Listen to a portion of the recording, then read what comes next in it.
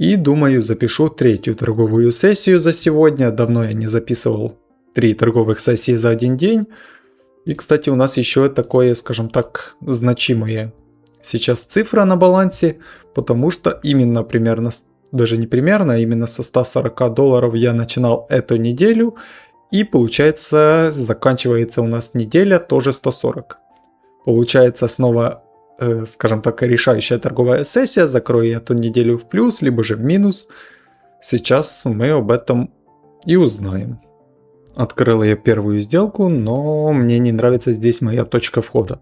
Мне показалось, что волатильность на монетке чуть-чуть пониже, но я ошибся, и у меня получился очень близко мой стоп-лосс. Поэтому вполне возможно, что эта сделка у меня сейчас закроется сразу же по убытку. Ну а логика здесь была в принципе такая, что мы стоим, скажем так, в небольшом таком треугольнике, на максимумах у нас цена остановилась, и мы начинаем выходить с этого треугольника, с этой остановки наверх. Движение у нас происходит не очень прям быстро, и мне показалось, что здесь скажем так, трейдеров заманивают на открытие позиции в лонг. И я здесь попытался открыть шортовую сделку, но, к сожалению, не заметил волатильность большую, и очень близко у меня получился стоп-лосс. По идее, может закрыть эту сделку в любую секунду. Да, и эта сделка у нас закрылась в убыток. Зашел я в еще одну сделку, увидел, что цена у нас подошла к определенному уровню, и от которого мы начали плавненько замедляться, и, скажем так, желание и ощущение того, что у нас будет продолжаться дальнейший рост, постепенно пропадало. И мне показалось на этом фоне, что вот здесь трейдеры будут пытаться заходить в шорт, ловить какой-то либо же локальный откат, либо же полноценный разворот от уровня. Также дают возможность ставить короткие стопы за ближайший максимум. Тут было круглое число еще. И все эти факторы мне показали, точнее сумма всех этих факторов мне показала, что здесь большинство трейдеров будут открывать шортовые сделки. Но, к сожалению, у нас подходит уже к нашему стоп-лоссу, и тут меня закрыло в убыток. Возможно, даже еще и немножечко размазало.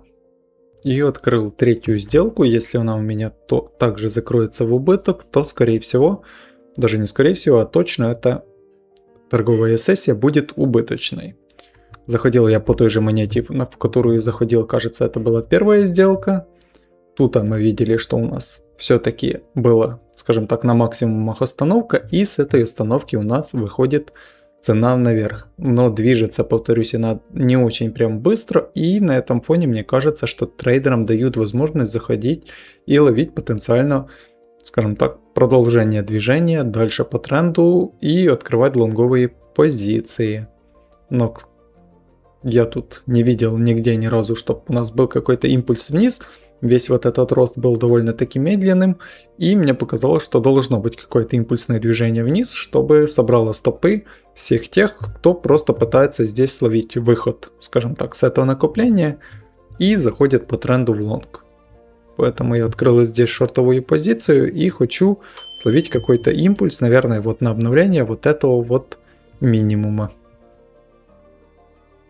Но, к сожалению, цена у нас пошла против меня, и здесь у нас также закрылась сделка в убыток.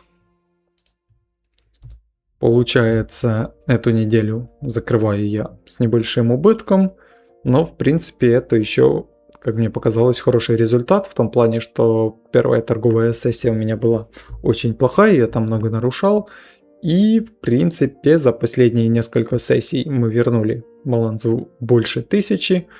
И заканчиваем вот с таким балансом. Получается, за эту неделю я потерял $60.